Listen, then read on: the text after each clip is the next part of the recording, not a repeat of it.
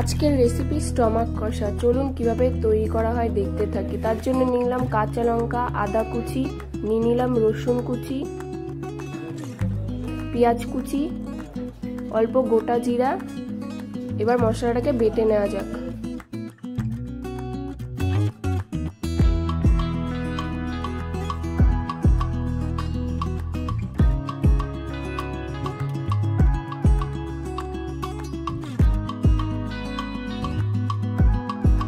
এখন স্টমাকটাকে ম্যারিনেট করে নেবো। তার জন্য কাঁচা সর্ষের তেল, অল্প আলু কুচি, পেঁয়াজ কুচি, রসুন ও লঙ্কা, বেটে নেওয়া মশলাগুলো দিয়ে নেব স্বাদ মতো লবণ। এবার ভালো মতো মাখিয়ে নেব।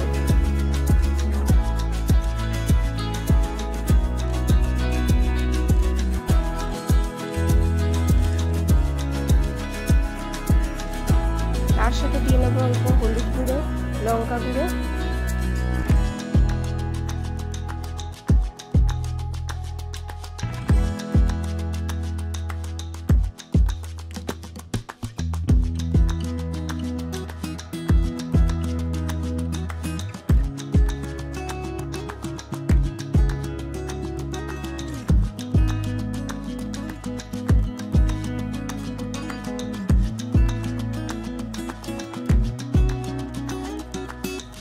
মাখিয়ে রাখা স্টমাকটা এবার দিয়ে দেব।